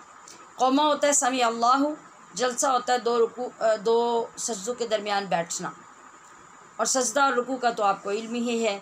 तो इन सब में कम से कम एक मर्तबा सुबहान अल्लाह कहने की मिक़दार में ठहरना ये वाजिब है। इससे भी जल्दी अगर किसी ने अपनी हालत को बदल लिया यानी कौमे से सजदे में, सजदे से जलसे में चला गया तो ये वाजिब छूट जाएगा।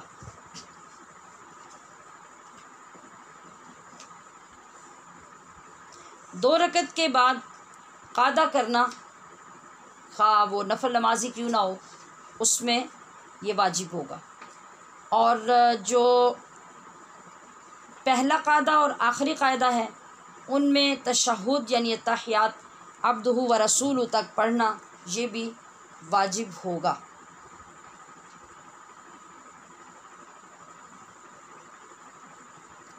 और नमाज वितर जब आप पढ़ रहे हैं तो वितर में जो आप दुआ क़ुनूत पढ़ने लगते हैं तो उससे पहले अल्लाहु अकबर के साथ तकबीर कहना ये भी वाजिब होगा। और जब आप वितर नमाज में अल्लाहु अकबर कहेंगे तो इसके बाद दुआ क़ुनूत का पढ़ना भी वाजिब होगा। ठीक है। और फिर नमाज के बाद का बताया था आपको कि जब आप नमाज मुकम्मल करने लगते हैं तो उसमें लफ्ज़ अस्सलाम कहना वाजिब है और अलैकुम कहना सुन्नत है, वो वाजिब नहीं है। इन सारे वाजिबात के बयान करने का क्या मतलब है कि अगर इनमें से कोई वाजिब भी छूट गया या आगे पीछे हो गया, इस गलती की वजह से आप सजदा साहब करेंगे और आपकी नमाज हो जाएगी। अगर जानबूझ के आपने ऐसा किया तो आपकी नमाज नहीं होगी, उसको दोबारा पढ़ना होगा। ठीक है।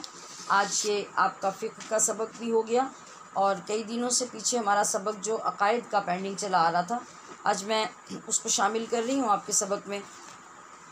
और ये इसकी इब्तिदा होगी। वैसे तो हमने जो आगाज़ में ईमान के बारे में चीज़ें पढ़ी थी, अल्लाह पर उसकी किताबों पर, रसूलों पर, फ़रिश्तों पर, आखिरत के दिन पर और तकदीर पर जो अच्छी और बुरी हो, इन सब पे ईमान पड़ा था। लेकिन अभी हमारे ईमान में और हमारे अक़ीदे में बहुत सी चीज़ें हैं जिनका होना, समझना और उनका आना अशद ज़रूरी है, जो हमारे ईमान के लिए बहुत ही ज़रूरी है और हमारे जो अमाल हैं उनके लिए भी बहुत ज़रूरी है।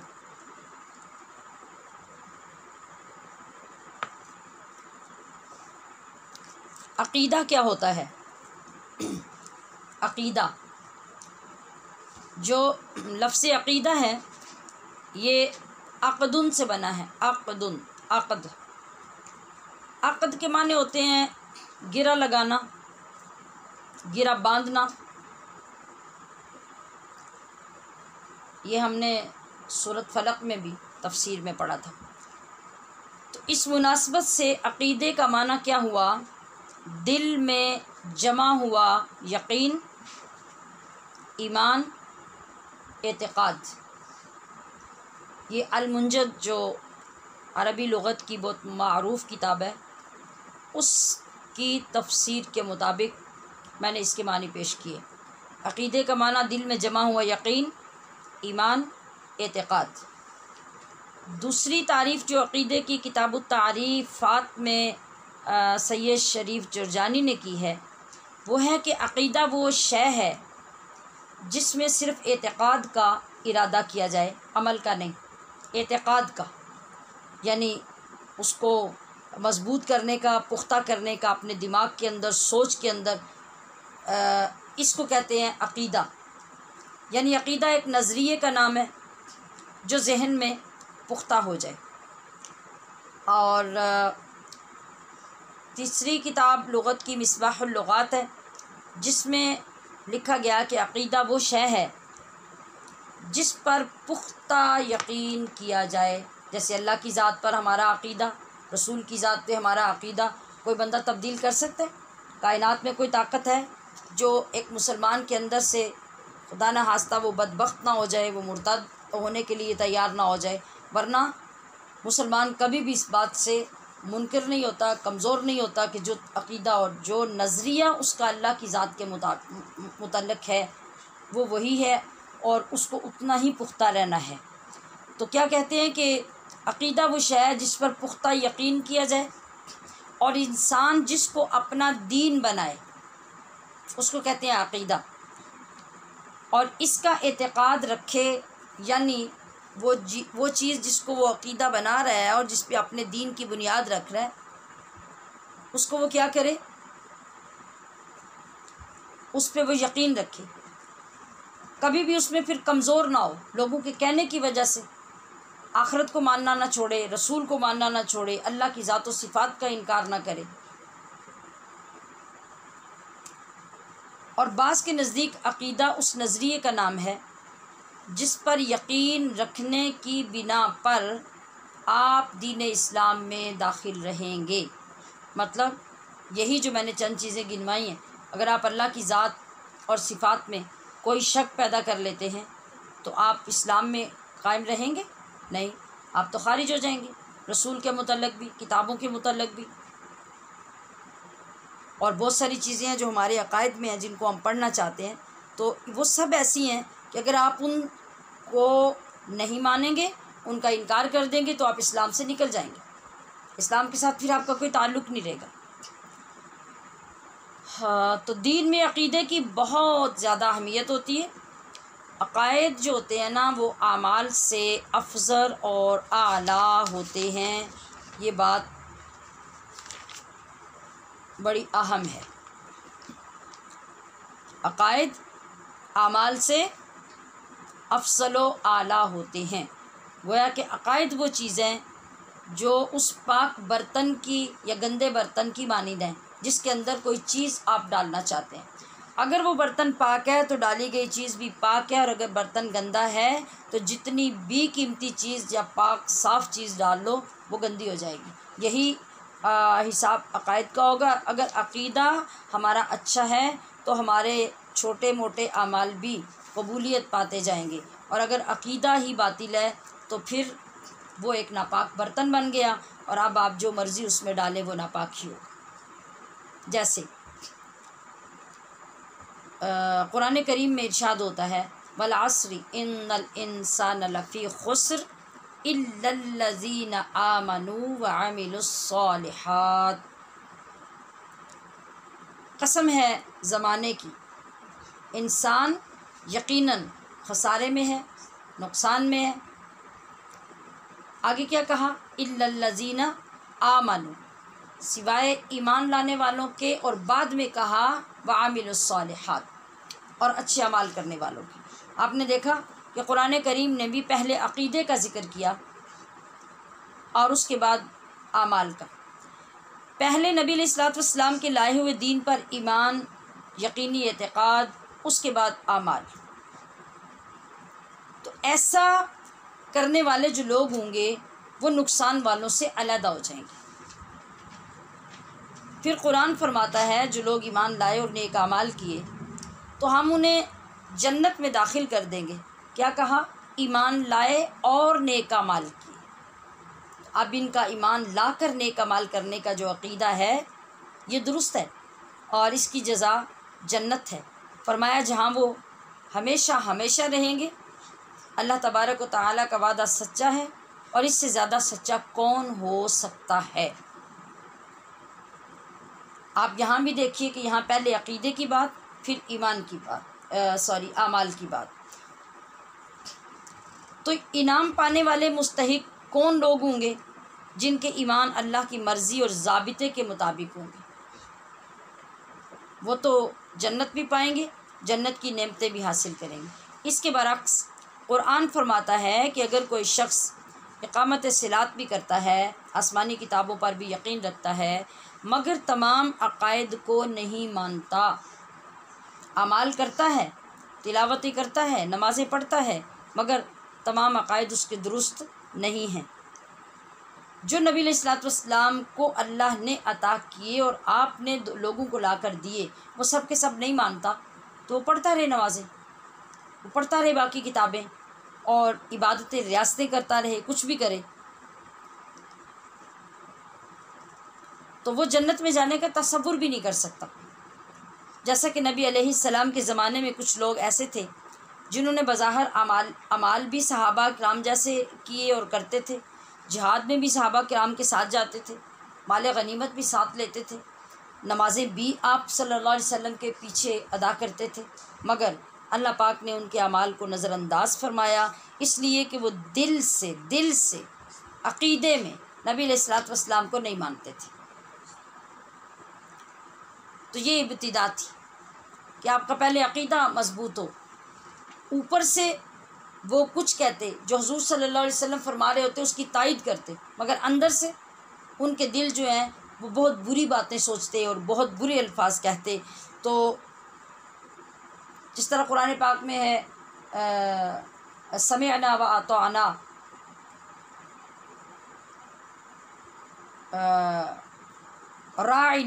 राइना का लफ्ज़ जो आया है कुरान पाक में, तो अब राइना का असल मतलब तो था कि हमारे लिए रियायत फरमाइए, लेकिन वो अपनी बुरी खसलत की बिना पे, बुरी नीयत की बिना पे राइना को जानबूझ के दबा कर कहते, जिसका मतलब ये बनता था कि ए हमारे चरवाहे।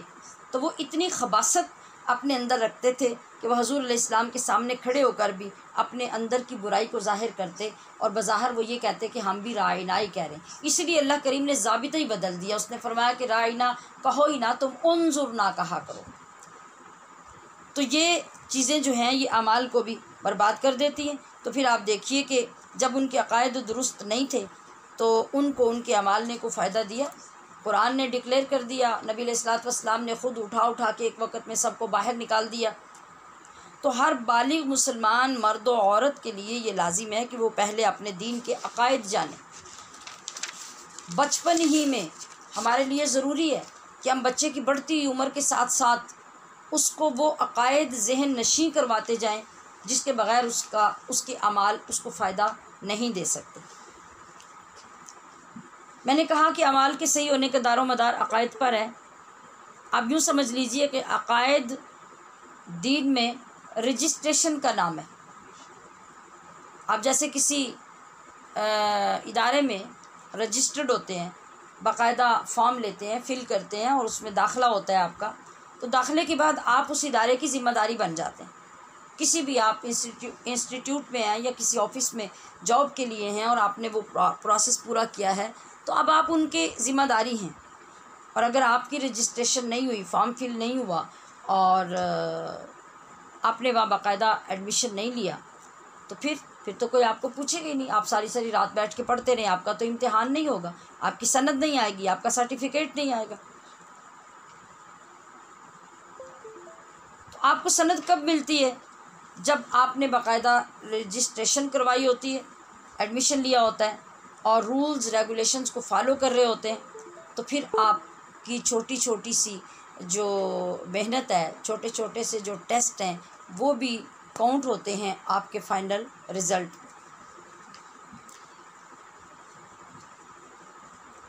सूरह हुजुरात में अल्लाह पाक ने ईमान वालों पे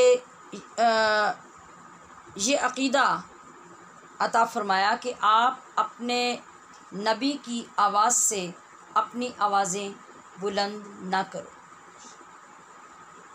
और ना ही उनके सामने आपस में ऊंची आवाज़ से बोलो, जैसे बुलंद आवाज़ से एक दूसरे के साथ तुम बातें करते हो। ये तुम्हारे ईमान की बात है जो अल्लाह सिखा रहा है। अगर तुमने इस बात को नज़रअंदाज कर दिया, इग्नोर कर दिया, तो समझो तुम्हारे सारे अमाल बर्बाद हो जाएंगे और तुम्हें ख़बर तक भी नहीं होगी। ये इतना बड़ा जुर्म होगा। कहाँ तुम्हारे अमाल, तुम्हारी तहज्जुदें, तुम्हारी इबादतें, रियाज़तें, वो सब कुछ ज़ाया हो जाएगा जब तुमने नबी का अदब नहीं किया और नबी की बारगाह में ऊंची आवाज़ से बोले और आमियाना लहजे में आपके सामने बैठ के बातचीत की, तो तुम्हारा सब कुछ बर्बाद हो जाएगा। अब अगर इसको किसी ने वैल्यू नहीं दी, इसको अपने ईमान का हिस्सा नहीं बनाया, अक़ीदे का हिस्सा नहीं बनाया, अब वो क्या करता है? वो अमाल पे अमाल करता है, इबादतें करता है, तबलीगें करता है, दर्स व तदरीस करता है, तो सुन लीजिए कि इसका कुछ फ़ायदा नहीं होगा।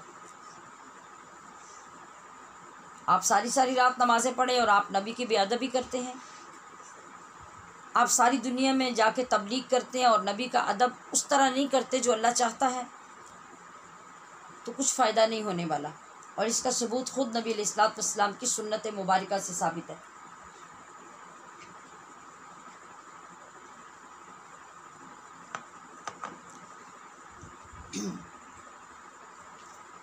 हज़रत मुआज़ बिन जबल रज़ियल्लाहु ताला अन्हु बयान करते हैं कि मुझे रसूलुल्लाह सल्लल्लाहु अलैहि वसल्लम ने जब यमन का हाकिम बना के रवाना किया तो फरमाया, तुम अहले किताब के पास जा रहे हो तो पहले उनको अल्लाह ताला की तौहीद और मेरी रिसालत की शहादत देने की दावत देना। ठीक है, ये हजूर सिखा के भेज रहे हैं अपने मुबल्लिग को कि तुमने जाके तबलीग कैसे करनी है। सबसे पहले क्या काम करना है? अल्लाह की तौहीद का अक़ीदा देना है उनको, क्योंकि वो ईमान वाले लोग नहीं हैं। तो पहले उन्हें समझाओ कि वो अल्लाह को मानें, अल्लाह की तौहीद पर ईमान लाएं। फिर उन्हें बताओ कि वो मेरी रिसालत की गवाही दें, यानी मेरी रिसालत को मानें। दो चीज़ें होगी। आपने इरशाद फरमाया कि ए मुआज़, जब वो लोग इसको मान लें, यानी तौहीद को और रिसालत को, और इसमें जब तुम पास हो जाओ, तुम्हें रिस्पॉन्स मिल जाए, तो फिर क्या करना है? फिर उन्हें ये बताना कि जिस अल्लाह को तुमने माना है उस अल्लाह ने तुम पर दिन रात में 5 नमाज़ें फ़र्ज़ की हैं। जब वो उन नमाज़ों को तस्लीम कर लें, फिर उनको बताना ज़कात के मुतल्लिक़ तफसील से कि ज़कात क्या है और उसके लिए अल्लाह ने क्यों हुक्म दिया और कैसे दिया। और उनको समझाना कि मालदारों पर अल्लाह पाक ने ज़कात फ़र्ज़ की है और गरीबों में तकसीम करने का हुक्म दिया है। और जब वो तुम्हारी इस बात को मान लें तो फिर तुम उनका बेहतरीन माल ज़कात की मद में मत लेना और मज़लूम की बद्दुआ से बचना। क्योंकि मज़लूम की बद्दुआ और अल्लाह के दरमियान कुछ हिजाब नहीं होता। ये हदीस सही मुस्लिम में भी है, मुवत्ता इमाम मालिक में भी है और जामे तिरमिज़ी में भी है। आप देखिए कि कितनी वजाहत से प्यारे आका सल्लल्लाहु अलैहि वसल्लम ने तबलीग का तरीक़ा सिखा दिया, मगर आज ये तरीक़ा नापैद है। अक़ायद की तालीम भी कम हो गई और उन पे बात करना भी मुश्किल हो गया। बहुत से अक़ायद ज़रूरिया को इजाफ़ी और गैर ज़रूरी तसव्वुर किया जाने लगा है आज हमारे दौर में, और बाज़ अक़ायद इस्लामिया में तो इख्तिलाफ़ात ज़ोर पकड़ते जा रहे हैं। एक तरफ से एक आंधी उठ रही है, दूसरी तरफ से दूसरा तूफ़ान उठ रहा है, और जब वो दोनों टकराते हैं तो न जाने कौन कौन पाश पाश हो जाता है।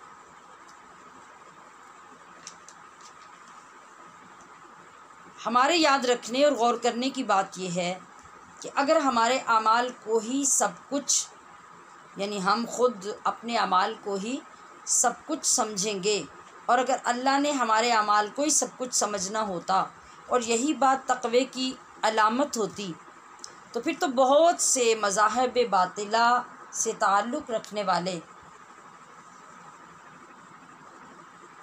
जो बहुत से बड़े बड़े अमल, नेक अमल करते रहते हैं, आप देखें तो दुनिया भर में ममालिक में ये जो गैर मुस्लिम लोग हैं और बदअक़ायद लोग हैं, उन लोगों की आप देखेंगे तो कितनी कितनी चैरिटीज़ बनी हैं, वेलफेयर सोसाइटीज़ बनी हैं, हॉस्पिटल्स बने हैं, ओल्ड होम्स बने हैं, कम्युनिटी सेंटर्स बने हैं, फ़लाही तहरीकें बनी हैं, फ़लाह बहबूद के काम होते हैं, इंसानियत की तरक्की के लिए काम होते हैं। क्या कुछ ये लोग नहीं करते? कौन? जो मुस्लिम नहीं हैं। इन सब की बख्शिश भी तो होनी चाहिए थी ना। अगर सिर्फ़ अमाल से बख्शिश होती तो फिर ये तो हमारे काम इन लोगों के सामने ज़र्रे की हैसियत भी नहीं रखते, जितने काम ये करते हैं, जितना पैसा ये ख़र्च करते हैं। तो कहीं कुरान हकीम में, हदीस पाक में इनकी बख्शिश का ज़िक्र आया? हिंदू सिख कितनी चिल्लाकशी करते हैं, किस कदर रियासतें करते हैं, पहाड़ों में जा जा के कई कई महीने की रियासतें इनकी चलती हैं। तो कुरान से ज़रा पूछिए इनके बारे में, वो क्या फरमाता है? जो ईमान वाले नहीं हैं उनके अमाल का हशर क्या होगा? ये इसी सूरत में जो हम सूरह नूर पढ़ रहे हैं अपने कोर्स में, इसके अंदर आगे जाके हम तफसील पढ़ेंगे, इसलिए मैं यहाँ उस तफसील को शुरू नहीं कर रही। तो फिर आपको मालूम होगा कि काफिर जो जितने भी हैं, जितने भी बद मज़हब जो इस्लाम से बाहर हैं, वो अमाल करें तो वो करते रहें, उनके अमाल का उनको क्या फ़ायदा होगा? अगर होना होता तो फिर कुरान भी ज़िक्र करता, हदीस भी ज़िक्र करता। ये शान सिर्फ़ इस्लाम की शान है कि दुरुस्त अक़ायद के साथ सुन्नत मुस्तफ़ा पे अमल करते हुए, आपकी रिसालत को मानते हुए, आप रास्ता गुज़रते हुए एक मामूली पत्थर भी हटा दें तो रब करीम इस पर भी अजर अज़ीम अता फ़रमाता है। ये सिर्फ़ इस्लाम की शान है। और बग़ैर अक़ीदे की दुरुस्तगी के, बग़ैर रसूलुल्लाह की सुन्नत की वैल्यू समझे हुए आप एक पहाड़ भी उठा के दूसरी जगह पे रख दें तो आपको कुछ उसके बदले में हासिल होने वाला नहीं है। ये अक़ीदे की वैल्यू है, और जब तक ये दुरुस्त नहीं होता हमें आमाल में बरकत नहीं मिलती, कबूलियत नहीं मिलती। अल्लाह रब्बुल इज़्ज़त हमें अगले दिनों में दुरुस्त, सही और अहम अक़ायद को समझने और उनको अपनाने की तौफ़ीक़ अता फ़रमाए। सुब्हानकल्लाहुम्मा व बिहम्दिक, अशहदु अल्ला इलाहा इल्ला अंता, अस्तग़फ़िरुका व अतूबु इलैक, व सल्लल्लाहु तआला अला हबीबिही मुहम्मदिन व आलिही व अस्हाबिही अजमाइन बिरहमतिका या अरहमर राहिमीन। मैं आपको मुत्तले करना चाह रही हूँ कि इस सबक के बाद, यानी जब ये आप पढ़ चुकेंगे, तो मैंने कल आपसे वादा किया था कि आपकी नमाज की मश्क अभी तक नामुकम्मल है, तो मैं अलग से आपके सबक में वो शामिल कर दूँगी। यानी इस वीडियो के अलावा एक मुस्तकिल अलहदा वीडियो आपको सेंड कर दी जाएगी इस पे यूट्यूब पे। वहाँ से आप वो मतलब सुनेंगे जब, तो दिन में 10 बार भी आप उसको सुनकर उसकी मश्क करेंगे उसके साथ, तो आपको ये पूरी फिर जो 1.5-पौने 2 घंटे की वीडियो होती है वो नहीं सुननी पड़ेगी। तो इंशाल्लाह इसके बाद फिर आपको उसकी रिकॉर्डिंग मिल जाएगी, और आप उसके लिए मेहनत कीजिए और बहुत जल्द नमाज को ठीक कर लीजिए। वस्सलामु अलैकुम व रहमतुल्लाहि व बरकातुहू।